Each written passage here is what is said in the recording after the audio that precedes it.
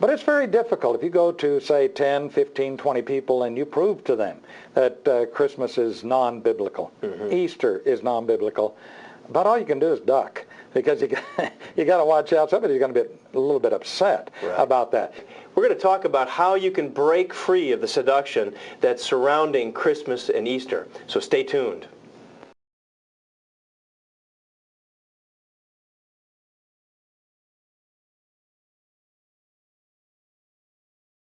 Give them gifts at other times of the year.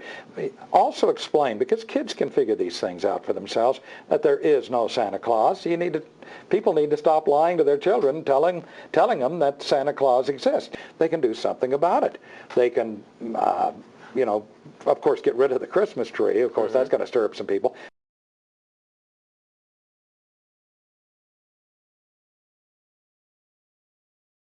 Again, a New Testament command from God to keep His holy days. And His holy days, the God's days, have meaning. But frankly, my friends, the commercialized Christmas and Easter holidays are absolutely empty by comparison.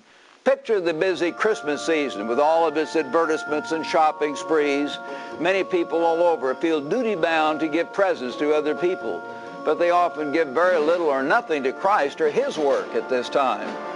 The holidays of Christmas and Easter came straight from pagan practices originating hundreds of years before Christ came in the flesh.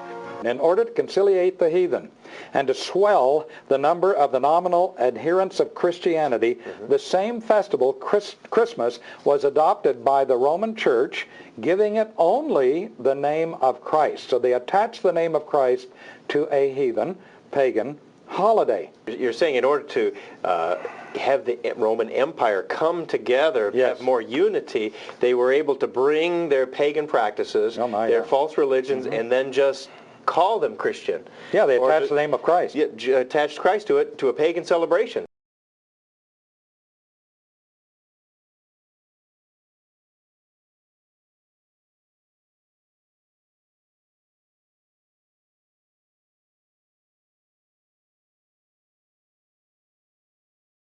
Oh, it's so seductive. I mean, think about it. How many little kids, when they look at a green Christmas tree and they see all of these lights and the blinking lights, but it is a seductive thing, this thing of Christmas. I'm not even talking about Easter yet. Is it a similar kind of thing when you talk about Easter? If you bring that to the Easter celebrations, are there any connections between those similar things? Yes, there really is. There is no indication, this is very important, of the observance of Easter festival in the New Testament or in the writings of the Apostolic Fathers. The sanctity of special times was an idea absent from the minds of the first Christians. They did not keep Easter. Couple this with the fact that the Easter bunny and Easter egg thing is all a matter of pagan symbols which were used in the heathen rites of sex and fertility in the spring. That's why you have Easter bunnies and Easter eggs. It came right out of paganism, their early sex and fertility festivals. Think about that. That's awful. If we replace God's commanded holy days with days from paganism, which picture an entirely different concept of God, an entirely different concept of Jesus Christ, and of God's entire plan.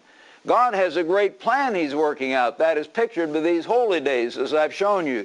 And so it seems that that's the point, that why don't we? Let's sit down and see what He says and do what God wills. Exactly, and not follow the God of this world.